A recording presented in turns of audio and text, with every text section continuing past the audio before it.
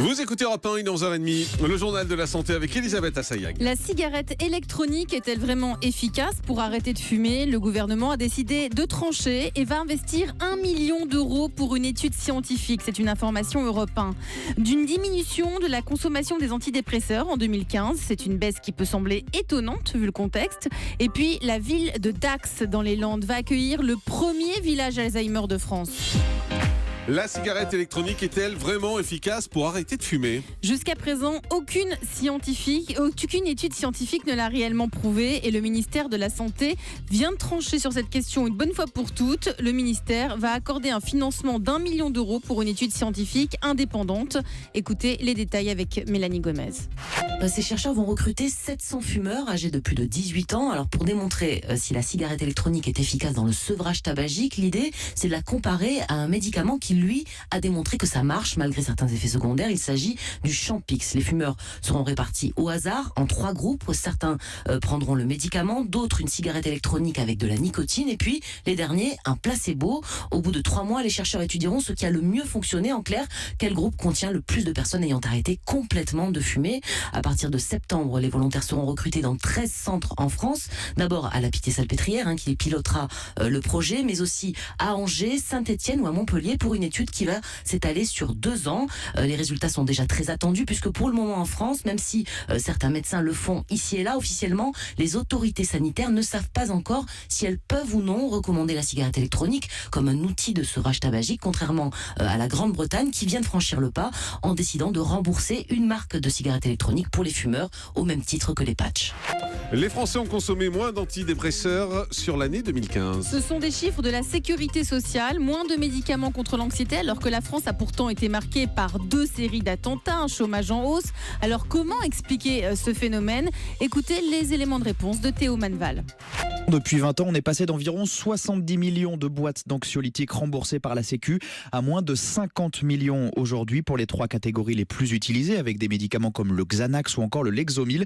L'an passé, la baisse s'est donc poursuivie, moins 1,4%, notamment parce que les médecins sont plus sensibilisés aux dangers que peuvent représenter ces anxiolytiques.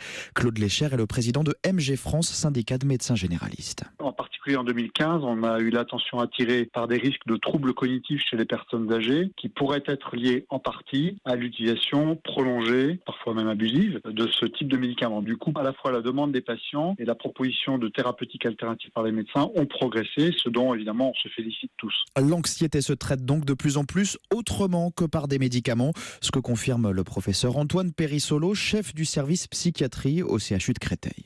Les alternatives qu'on essaye de proposer sont plutôt d'ordre naturel. Ça peut être développer le bien-être au travers de l'activité physique, des thérapies comportementales, la relaxation, la méditation, des choses comme ça, qui sont bénéfiques à la fois sur le moment, mais aussi à long terme pour éviter de retomber dans des moments d'angoisse très forte. Alors la France reste malgré tout l'un des pays au monde où l'on consomme le plus d'anxiolytiques. On estime que 10 millions de Français s'en sont fait prescrire l'an passé. La ville de Dax dans les Landes va accueillir le premier village Alzheimer de France. Ça se passera en 2018. C'est une première en France. Il s'agira d'y accueillir les malades afin de leur garantir une vie quasi ordinaire le plus longtemps possible. Ce sera un environnement sécurisé avec une petite clôture extérieure. Ils seront surveillés par des professionnels de la santé, de 120 bénévoles. Aucune blouse blanche visible. On est dans le cadre d'une approche non médicamenteuse. Les résidents de cet établissement disposeront de petites maisons, de cafés-restaurants, d'un cinéma, d'un magasin d'alimentation ou encore d'un salon de coiffure.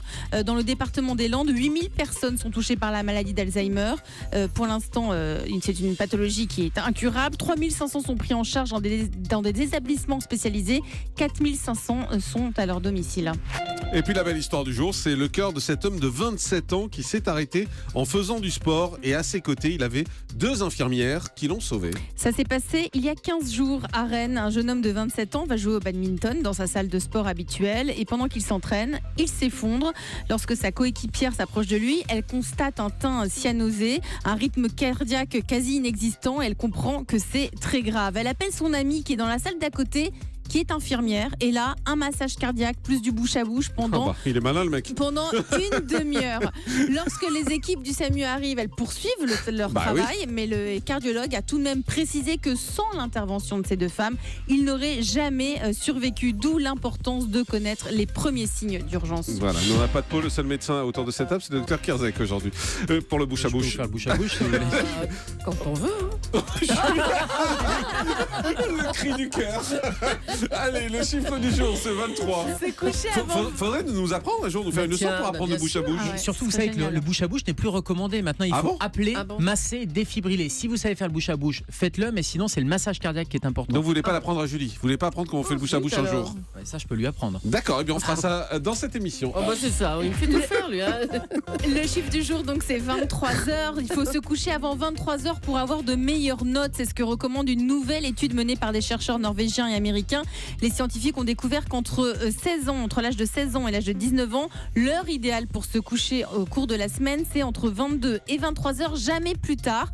Il précise également que si l'heure du coucher est respectée en semaine, elle est tout de même très différente le week-end. On le sait tous, il y a des soirées, des sorties, mais cela aussi peut avoir un impact négatif sur les résultats scolaires. Donc l'idéal, c'est de se coucher entre 22 et 23h tout le temps. Merci beaucoup, Elisabeth Assayag.